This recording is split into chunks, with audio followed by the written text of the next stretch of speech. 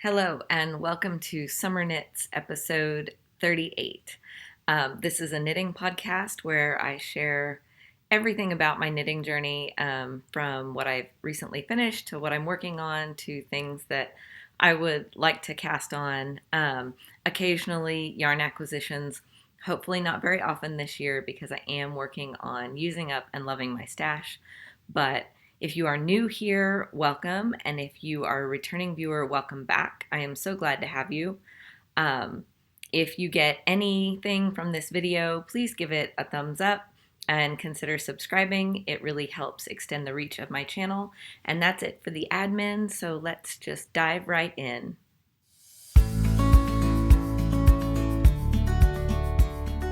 About an hour to record, and as anyone who's been with me a while knows, I record on a laptop that does seem to have a gremlin inside it. So I do end up having to splice together lots of tiny little sections. So I'm going to try and get through everything without rushing too much. I do want to cover all the details, but also not go into super lengthy. Sometimes I get sidetracked and things get a little long. So I am going to start with my one and only finished object for this episode. And that is my test knit that I have been working on for Laura of Penrose Knits. This is the Sibling Sweater. And today is Friday, March 10th. And so if you are watching this as soon as it uploads, if I get it edited and uploaded today, the Sibling Sweater releases tomorrow. And Laura almost always does a launch discount. So if you're interested, you should really follow her on Instagram so that you can get the launch discount code. The amazing thing, I did the 12-year-old size, and she chose a split hem, the high-low split hem. So it's not quite as dramatic a high-low as it looks right here holding it up when it's on. But one of the neat features of the Sibling Sweater is the way the shoulder increases are done. This is a drop shoulder construction, and it is really cool. This is the back. It is done in DK weight yarn. It doesn't take a ton. I had 2 skeins of this hand-dyed by Southern Skeins, and it was called Hissy Fit, and it came in January.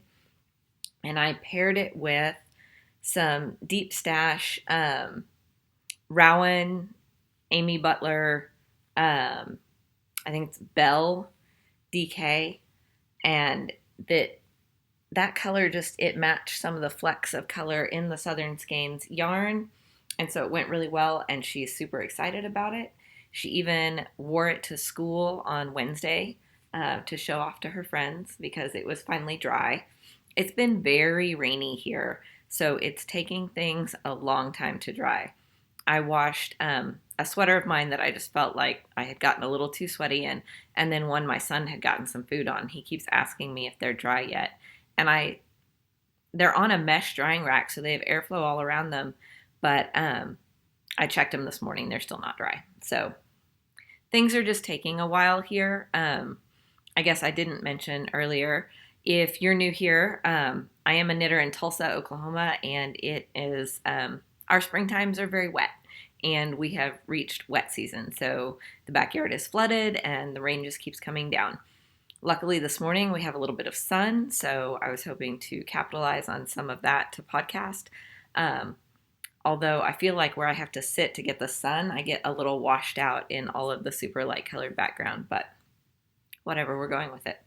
So anyway, this is the Sibling Sweater. Like I said, I did the largest size, the size 12 year. And I did everything to pattern except, and I don't know if she changed it in the final version, I added 2 stripes to the sleeves because they were going to be a little short, but that seemed to be standard feedback from almost all the test knitters, was that they added 2 stripes to the sleeves. And for the body, I went to measurements, not necessarily row count. And but I did follow the row count for the hemline. There are two options in the pattern. You can do a standard hem or a split hem. It is a unisex pattern. It's just, it's a really good kid's sweater. And I don't remember what the smallest size starts at, but it starts pretty little and it goes to 12 years. So this is the Sibling Sweater by Laura of Penrose Knits, and I really enjoy test knitting for her. She's always so responsive, and her test knit chats are a lot of fun, and I just always really enjoy those. But I am finally, for the first time this year, since before this year started, not in a test knit right at this moment. I rolled from one test knit to the next with the Eclair Raglan and then the Sibling Sweater. And in the fall, I rolled from like the, the Chantilly cardigan into the Chantilly vest.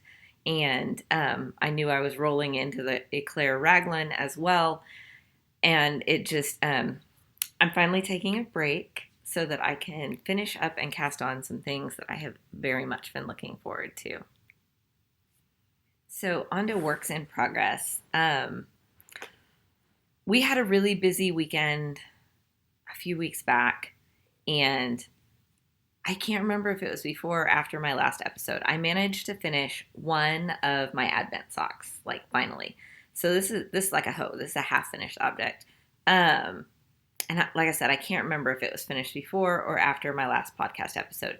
But I ended up not using the purple again for the toe because I wear a women's size 6 in US sizes, and I would have missed out on 4 stripes from the 24 stripe Advent repeat. I thought I had calculated it correctly, but I guess I should have made my leg 4 stripes longer. So I would have had too long a foot or missed out on some of those stripes. So instead, I decided to just keep going with the stripes and do the toe in the stripes, and I think it's beautiful. So I've been trying to keep the second one in my bag and carry it around with me. And so I'm on the light blue stripe on the foot, which means that I'm here. So I have a few more stripes before I think the decreases start inside the orange stripe, and it takes that many stripes to get through the toe. So that means that I have 4 stripes before I really start doing the decreases, which isn't bad at all. But this is just like a carry around and work on it a little bit at a time project because I just don't have the super sitting down and whipping through sock mojo at all these days. I love hand knit socks, but they don't necessarily hold my attention for like long chunks of knitting time. I find myself stopping a lot and like scrolling through my phone or doing other things, and so I can just tell that that's it's something that I just need to like carry around and put a few rows at a time into, and that way I'll get those finished objects. Because socks are definitely a product knit for me, not a process knit for me. And I find garments a little bit more process knit for me. Even though overall I'm a product knitter, it's all about that end result. My dopamine hit is from finishing things, but also from yarn pairings and from seeing things come together. So a little bit of both there. I believe I've put a little more length into my muscle burra since you saw it last, but after I'm done podcasting, I'm going to try and stick a progress keeper in it so that I can actually tell how much more I've done before the next time. I love these colors up close. I don't love it from far away, so this is probably going to end up in the gifting basket because from far away, the green and yellow read the heaviest. And up close, there's like super bright turquoise and like a bright red and bright orange and a bright blue. And I don't think any of those read from far away. I think it gets very muddy. So, like I said, probably going to end up in the gifting basket unless one of my children wants it. But I'm not keeping this for me. I loved this yarn in the skein. Um, it's just so busy knit up, and like I said, the green and yellow read heavier from far away than anything else in it, so it doesn't end up my colors at all. So yeah, I do have another skein that I think is this same colorway but on a sparkle base. Um, and fingering, I think this one's sport. So I haven't decided what to do with that one yet. I think could be cool to use it in some color work so that it breaks up all this busyness, but you still get fun pops of color places. I don't know. If you have thoughts, feel free to tell me, but the green and yellow reading so heavy is really not, it's not me at all. But like I said, up close, it's a lot of really bright colors. It's muddy. So that's my Musselburgh update. Not a whole lot of progress, but some, because I can just mindlessly knit on that no matter where we are. But, I pushed so hard on the sibling sweater because I really wanted it to be done. I was the only person doing the largest size, and Laura had definitely said it was okay if I didn't finish the whole sweater, if I did the body and one sleeve so that we could get accurate yardages, but I really just wanted it to be done for my daughter to be able to wear while it's still cool here, but also because I like having those finished object photos when the pattern releases and being able to share and talk about it, and say, yes, I did finish this and I really do love it. So I pushed on that and didn't really focus on a whole lot of other things, except I did a little bit of knitting just to start on this next thing. And that next work in progress is what is consuming all of my time right now, at least my actually sitting down, paying attention to it knitting time. I'm doing a little bit of yarn juggling, so it's not a very portable project, but I am absolutely thrilled with it.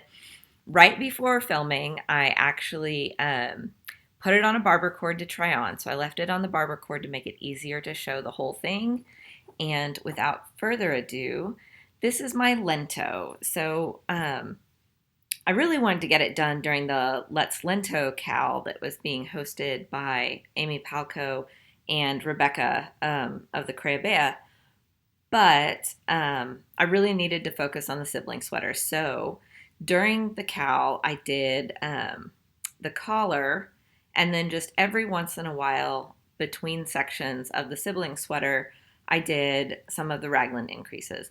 And it goes so fast that actually before the Cal ended, I made it to right at the sleeve split, I think, because it just goes so quickly. And now I have almost the whole body done. I need to check the pattern because I haven't done that today and see how deep the ribbing is. But I can kind of guess by looking at the collar and stuff. But I'll post a picture of the try on. I'm trying to decide exactly how long I want it, so I need to know how much length the ribbing is going to add, and that will help me decide when I'm ready to finish the body. I don't want to rush it because I don't want it to end up too short. I'm actually not going for a cropped look because I know that I don't always reach for my more cropped sweaters, but I also don't want it to be super tunic length either. I want it to hit right in between, kind of like a standard sweater. So like I said, I'll post a pic of the try on, or maybe I already have. I adore how it feels and how it looks. Like, it is so light and floaty. The stitch gauge on the Lento, if you're not familiar with it, you're knitting fingering and mohair on a really big needle size. It's like a US 10, 10 and a half. I don't remember. I left the needles in the bedroom because, like I said, I put it on a barber cord to try on. The cord I have it on the needles is too short to be able to spread it out and really show it super well. So this look is being achieved by holding two different mohairs with a undyed base. So back at the beginning of COVID, I think it was, I'd have to look back and check. a friend of mine asked me if I wanted a box of yarns to try from Darn Good Yarns.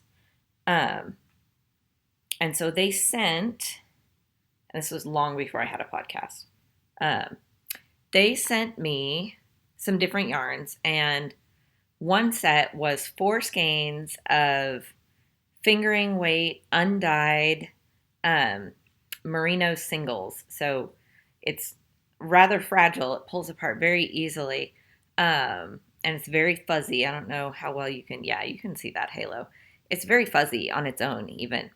But I had 4 skeins of this, and they were 200 yards each. So I just had 800 yards, and I never had decided exactly what to do with it. I kept changing my mind on the plan.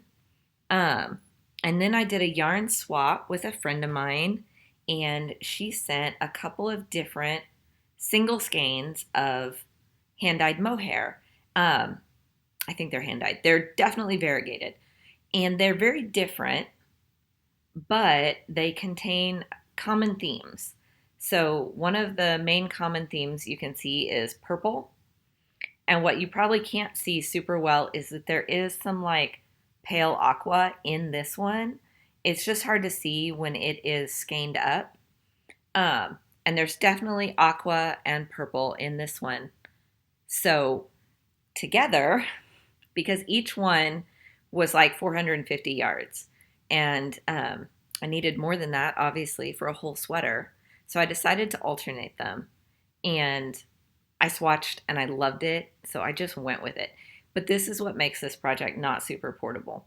The mohairs tangle very easily.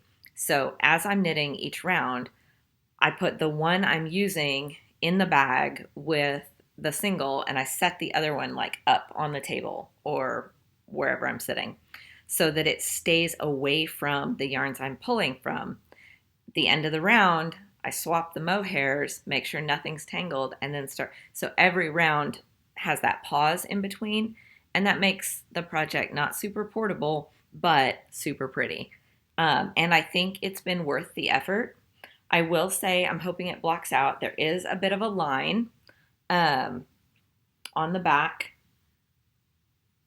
and you can see it running down it. But where I swap the mohairs each time, there is a bit of a line. Just happens. But also, it's on the back, and I don't have to see it. And nobody else is really going to care. And some of it will block out, and it will be less visible. And honestly, ultimately, doesn't matter to me. Not worried about it. I will do that same swap on the underarm side of the arms so that it's not super visible. And if it just looks like a seam, then it looks like a seam, and I'm okay with that. But I know the cowl is over, but if you haven't jumped on the Lento bandwagon, highly suggest. Let's Lento. I don't know why I waited so long to do this one, except that I guess I didn't realize how big a gauge it was at, and it just looked like a plain raglan to me, and I was kind of over plain raglans, like I wanted some more interest, but this is such a light, fluffy gauge that it's not like anything else I already have in my wardrobe, and I 1000% love it. So highly recommend the pattern. It's just so fun. So yes, I have a feeling that I will fly through this unless I get distracted by my next cast on. But I'm hoping that I have this done by the end of the week. We'll see. So what might I be casting on that would be so distracting?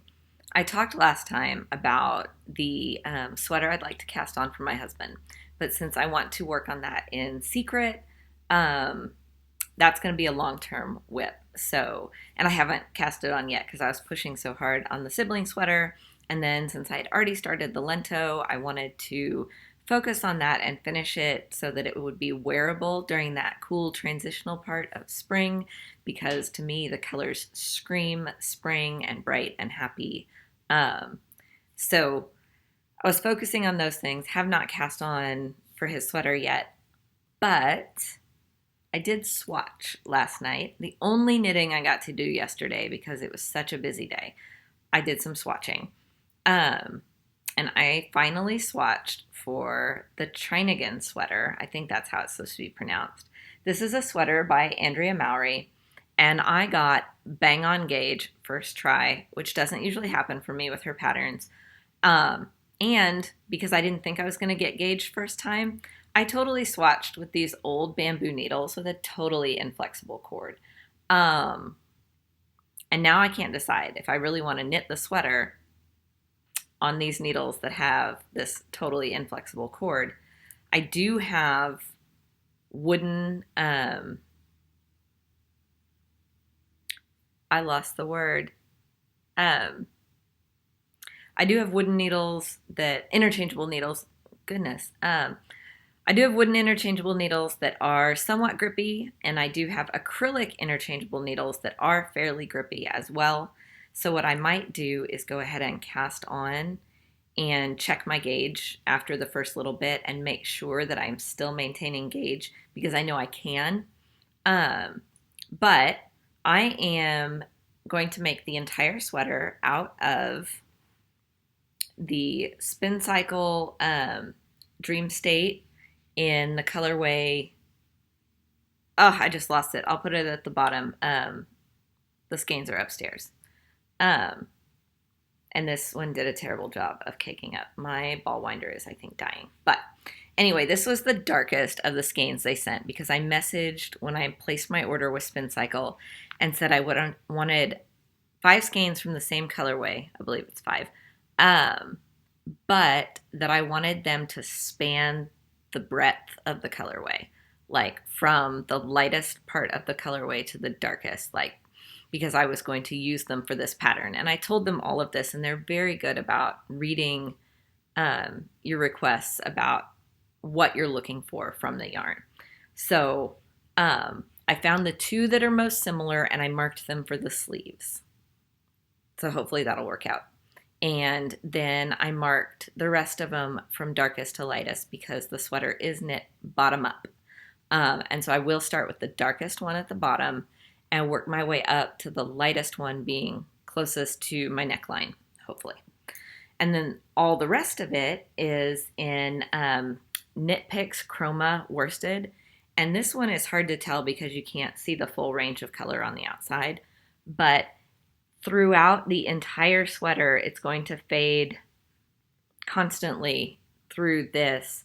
It's got like a medium aqua, a super light, and the whole thing is, the reason it's called Chroma Twist is because it is a marled yarn, but it works its way through various levels of this turquoise color. So this will be changing slowly throughout the pattern. It's very long repeats of the color. The color changes in the Spin Cycle are slow, but they're not as slow as the Chroma, so they should be changing at different rates. I'm hoping it gets a great overall effect.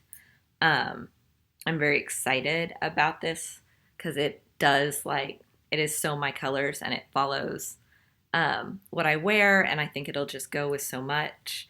And the fabric is just, it's amazing. And I love it. And so I am very excited to cast this on. It's going to take a lot of effort to finish the Lento first and then cast this on, but I know that I really want that Lento to wear. So hopefully I can focus, and because I know it can be really hard on Sleeve Island to stay focused and finished, but I'm going to try. But this one will be a little more portable than that one because there's no mohair to tangle up. Yes, you're dealing with 2 yarns, but none of them are mohair. The other thing that I am desperate to cast on, because this is my, like, it feels like my year of cardigans. I'm vibing with cardigans and their usefulness, and just like how often I reach for the ones that I have. I love my pullovers, but I feel like overall I will get more wear out of my cardigans because just the range of temperatures we get here, where it'll be freezing in the morning and hot in the afternoon, or it'll be freezing outside and hot in my office, or totally the opposite. It's going to be hot outside and freezing in my office. And just the cardigan, the traditional layering pieces are going to be so useful, and the ones I have, I use all the time. So, being the year of the cardigans, I really want to do the building blocks drop cardigan. I think that's what it's called. Um, by Aimee Sher. And I'll double check that. And if I'm wrong, I will put it at the bottom of the screen. But I went and spent my birthday, which was March 1st, hanging out at one of my local yarn stores. I went to Knit Stars and just spent the whole morning hanging out and knitting and stuff. But on my way there, like while I was driving to the yarn store, my father-in-law texted me a gift card to said yarn store. And I was like, that's amazing because I'm on my way there. And he thought that was so funny. So I had a gift card to spend while I was there, which I'd planned on looking around, but you know, I'm trying to knit from my stash and not acquire a bunch of stuff. So I was like really trying to behave. So I only spent the gift card and no more. So I ended up getting these two big fluffy skeins of deliciousness. This is Loops Luxe for Knit Stars in their Fizz base. That's blowing out a little bit. I'm not sure how well you can read it. It is 89% super fine alpaca and 11% polyamide. And in this skein, you get 579 yards for your 100 grams. But it is so fluffy that it suggests a US 8 needle size. So it's pretty fluffy. And it's got that silky alpaca feel to it, that super softness. So it's great next to skin. In fact, just to be sure that I was gonna be able to wear it up against my neck, I sat there with it on my neck for a while I was knitting, and I just let it sit there and rest on my skin because I wanted to make sure that it was going to be next to skin for me. And it is. It's great. And I adore this color. I think it's called Blueberry. Yes, Blueberry. And I know a lot of silk mohairs and Surrey alpacas can add up price-wise when you're getting a sweater's quantity to also hold with another yarn. So at $25 for a giant skein of, what did I say it was, 579 yards, which means that or for my size, I only need 2 to get most patterns that aren't like super tunic length and stuff. Also, I'm very short-waisted, so maybe that helps with my yardage consumption. But at $25 for a giant skein, it felt not unreasonable for a luxury yarn, and fully admitting that this is a luxury yarn. So I have these 2 skeins of fuzzy stuff, and I would like to hold them with a Nutiden to do Aimee Sher's new cardigan. So my debate is which Nutiden. So I have this one, which reads really gray on the screen, but up close, there are, and I don't know how well you'll be able to see it, there are flecks of grays and purples. It's a very blue leaning, it is a gray, but it is a blue leaning gray because up close in the fiber, there are actually blue fibers. So, and if you're familiar with Nutiden, you know that they put, it's not like dyed one solid color. Like there's a bunch of colors all in the yarn. So it has variation up close and lots of visual interest. So this is my first option, and I would be holding it with this. And I may end up swatching both options to see how they really marry together. So that's one. The other option is I do have this steel blue Nutiden color, which is definitely bluer. Like a whole lot bluer than the gray. I don't know that the lighting is doing it justice, but this is definitely the bluer of the 2 colors. So do I blue it up and hold the bright blue Fizz with the steel blue yarn, or do I hold the bright blue Fizz with the gray yarn? I don't know. I think I'm going to end up swatching both. Mm. But I think either way, it's going to be an amazing cardigan. But I'd love to hear what you think, and I probably will put a poll up after I swatch them. Um, Also, if you are new to knitting with unspun yarn, she has a video, Aimee Sher has a video with tips and tricks for knitting with unspun yarn that I wish I had seen before my very first unspun garment, which was the Saglan that I pre-knit for Albina McLaughlin. I will try to link her video below because I found it so helpful. Um, like amazingly helpful. Lots of tips and tricks and things that could really help you. And also some comparisons of unspun yarn and their characteristics and why you might or might not want to choose unspun yarn for a particular project. So anyway, I just found it to be a very helpful video. I'm very excited about this, and it's hard to hold off on starting this. I did purchase the pattern during its release when it was discounted, and so I have the pattern already. I have the yarn already. I mean, I suppose I could do a strand of each, but I have a sweater's quantity of each, so I don't really want to do that. And I can't remember if I have the exact same number of grams of each one, but I think I could get that cardigan out of either quantity that I have. So those are the two most pressing cast-ons, the Cardigan and the other cardigan, because I just, like I said, I'm really drawn to the cardigans this year, and I just really want them. But also, I want to have leftover plates of Nutiden because I bought the glove pattern that 100 Acre Wool put out. I mean, that's the name of her podcast. I'm sorry, I'll put her name here. It's Isabella. I can't remember her last name. I'm sorry. Anyway, I purchased her glove pattern because it seems like a neat thing to do with leftover plates of Nutiden. And I do have leftover gray from the Saglan, but I was trying to hold off on using that until I make the gray cardigan that I want to make, because I have the almost black, the charcoal gray to light gray Nutiden, but only 500 grams of it, I think. And so just in case it looked like I was going to run out, I was going to save the light gray because it could be used for a button band or a pocket or whatever and still go well with the color changing gray. But anyway, so much I want to do with the Nutiden, and I realized that we're starting to get into the warmer season, at least kind of. I think we're in what we call false spring here, where it's starting to warm up, but we know there's that one last freeze coming, like it's coming. So nobody's putting their winter clothes away yet, because if you do that, you're just tempting fate. Like we'll have a big snowfall if everybody starts putting their winter clothes away, because that's how that works, right? That totally causes snow.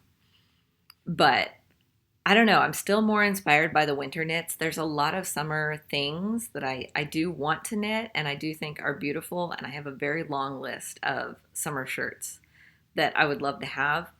But I'm feeling the cardigans. I'm feeling the sweaters still. I do have, I have a full quantity of a pinky purpley Nutiden that I also have a Filcolana Tilia to go with that I was going to do.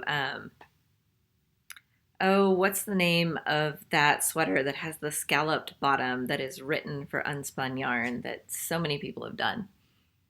I don't remember. All the pattern names are escaping me right now. And maybe that's because I'm rushing to make sure that I make an 11 o'clock Zoom meeting that I was not prepared to have in the middle of my day. But we're going to make it work, right? So that is all the knitting. And as far as lifing, we're getting ready for spring break. Kids are doing great. It just seems like the school year has flown by, but I feel like I say that every year. I have still been working on my temperature blanket, but I feel like that gets repetitive to show. So I'll post a picture of like through the end of February. I'm trying to take a picture at the end of every month so that I have those progress photos throughout the year. Um, but books. I have been listening to quite a few books. Okay, so last time I recorded, I think that I talked about finishing The Lord of Chaos and Malibu Rising and a few other books like that. So then I started a very silly, super lighthearted, absolutely no real emotional involvement, no real intellectual involvement, just for fun, super cheesy murder mystery series. The first one is called Murder in the Mystery Suite, and they're by Ellery Adams. And so I listened to that one, Murder in the Paperback Parlor, and Murder in the Secret Garden. And then there was a hold on the next one. So I listened to another book of hers called Carbs and Cadavers. And while the characters were funny and it was another murder mystery, there was the focus of the book, and I'm not sure what year it was written. I guess I could look at that. Maybe not quickly. It just, there was a whole lot of body description and talk about weight and stuff. And so it was a little cringy. And I did finish it, but I didn't look into the next one in that series just because, like, the main character is so focused on his weight and his physical appearance. And I don't know, there was just a whole lot of body description in there that probably wasn't necessary. And I get the premise because it's a group of people who are all trying to lose weight together, but that's not going to be everyone's jam. In fact, it's not going to be a lot of people's jam. So just if you are looking into her books, like, keep that in mind. There hasn't been any of that I found in the book murder series that I've been listening to. So I'm on the next one, which is Murder in the Locked Library. And then my hold just came up for Astrid Parker Doesn't Fail. So that's going to be my next listen as soon as I finish Murder in the Locked Library. So anyway, Ellery Adams, that's what I've been listening to this month for the most part. So that's kind of it for the book update. I haven't listened to anything super serious. I haven't bought any new physical books. I'm still working on the Percy Jackson series with my daughter. That is what our evening reading is. We finished the first 5 before, or right around the end of, right after Christmas, before her birthday.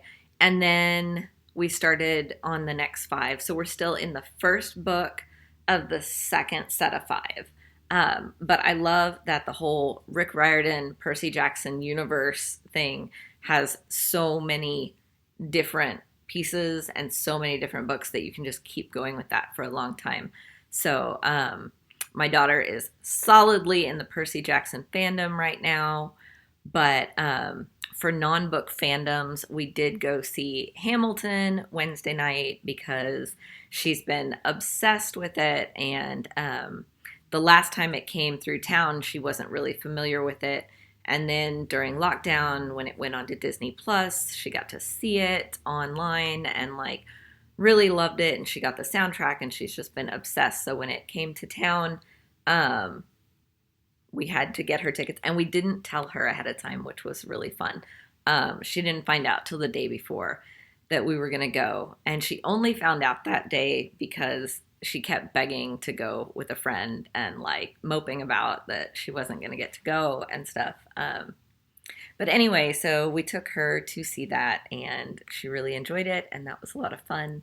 But because of that, it's been a really busy week. I am firmly into the swing of tax season because if you haven't been here a while, I do work in the tax and accounting field, sometimes the theater field, but mostly tax and accounting. I did work the load in for Hamilton, and that was fun.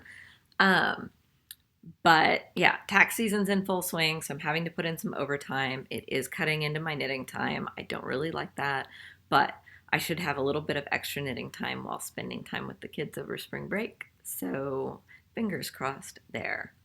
Anyway, I have about 5 minutes to get ready for my Zoom meeting, so thank you so much for joining me. I hope you have a wonderful day and you get to knit on something that brings you joy or do something that brings you joy. I'd love to hear what you're working on and what you're reading, and I will see you here next time. Thanks.